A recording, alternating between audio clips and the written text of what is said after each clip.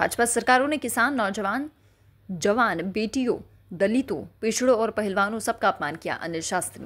पूर्व केंद्रीय मंत्री श्री अनिल शास्त्री ने आज प्रदेश कांग्रेस मुख्यालय में आयोजित पत्रकार वार्ता को संबोधित करते हुए कहा कि बीते वर्षों में मध्य प्रदेश के देश की भाजपा सरकारों ने अपनी सत्ता की भूख मिटाने को समूचे देश के सामाजिक, राजनीतिक, संवैधानिक और आर्थिक ताने बाने को तहस नहस कर दिया है। देश के प्रजातंत्र के लिए आज परीक्षा की घड़ी है।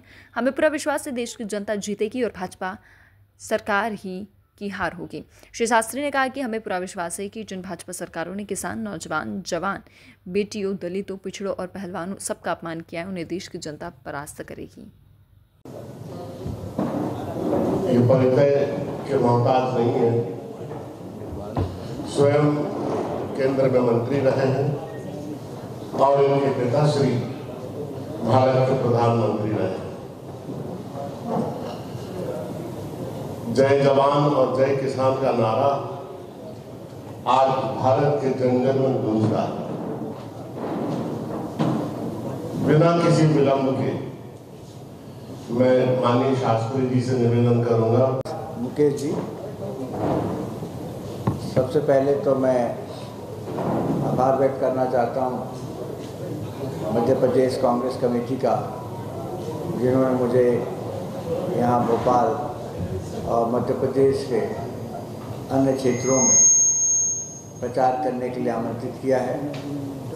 ये मेरा सौभाग्य है कि मैं यहाँ पे आपके बीच में हूँ। दो चार बातें मैं करना चाहूँगा और उसमें सबसे पहले तो मैं कहना चाहता हूँ ये कि जिस तरह से सरकारी एजेंसियों का, चाहे वो सीबीआई हो, चाहे ईडी हो, चाहे इनकम टैक्स डिपार्टमेंट हो, जिस तरह से इनका दुरुपयोग होता आ रहा है मोदी सरकार के दौरान, पिछले कुछ दिनों में, कई वर्षों से हो रहा है, लेकिन चुनाव के आते आते इनका इस्तेमाल, इनका दुरुपयोग ज़्यादा तेज़ी से बढ़ा है और हम चारों तरफ देख रहे हैं। ऐसा लगने लगा है कि जो भारतीय जनता पार्टी के साथ हैं वो स्वच्छ हैं, लेकिन जो विरोध में है वो सब भ्रष्ट है। और यही मैं समझता हूँ भारतीय जनता पार्टी का भ्रष्टाचार को वो प्रमाणित करती है, इसका एक प्रमाण है। मैं ये कहना चाहता हूँ कि जिस तरह से इन एजेंसियों का इस्तेमाल हो रहा है और डरा धमका के क्रॉस वोटिंग कराई जा रही है, डिफेक्शन कराया जा रहा है।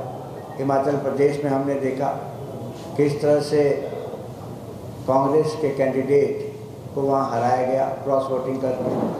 हमने महाराष्ट्र में देखा कि किस तरह से एक चुनी हुई सरकार को, चलती हुई सरकार को गिरा के शिवसेना के माध्यम से, शिवसेना को छोड़ के, एनसीपी को तोड़ के उन्होंने अपनी भारतीय जनता पार्टी ने सरकार बनाई। और ताज्जुब की बात यह है कि वही अजीत पवार, वही छगन भुजबल जी, जिनके खिलाफ इंक्वायरी चल रही थी, केसेस चल रहे थे, भारतीय जनता पार्टी में शामिल होने के बाद या उनको सहयोग देने के बाद वो सब ठीक हो गए। सारी जितने भी केसेस थे वो सब विड्रॉ कर लिए गए।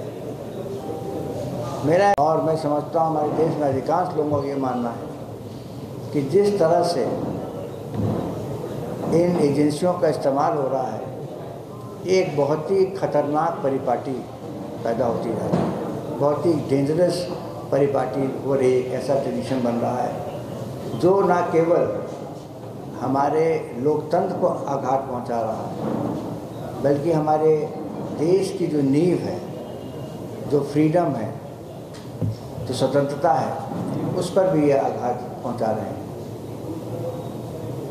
कांग्रेस पार्टी के खिलाफ अगर देखा जाए तो हमें तो एक कैंडिडेट के खिलाफ नहीं लड़ना पड़ा। हमारा कैंडिडेट केवल Bharatiya Janata party, BJP candidate के खिलाफ नहीं लड़ता है, उसके खिलाफ तो चार कैंडिडेट, एक तो बीजेपी कैंडिडेट, एक ईडी एक सीबीआई और एक इनकम टैक्स। तो इस तरह की लड़ाई जो है वो बराबर की लड़ाई नहीं है। लोकतंत्र की सबसे बड़ी परिभाषा ये है कि जब इलेक्शन होता है तो बिल्कुल वो फेयर और फ्री होना चाहिए और एक तरफा नहीं होना चाहिए।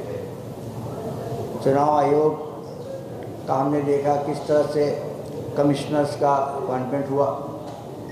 एक इलेक्शन कमिश्नर जिनको इस्तीफ़ा करने को कहा गया और उसके बाद उनके चहेते कमिश्नरों को नियुक्त किया गया। ये सब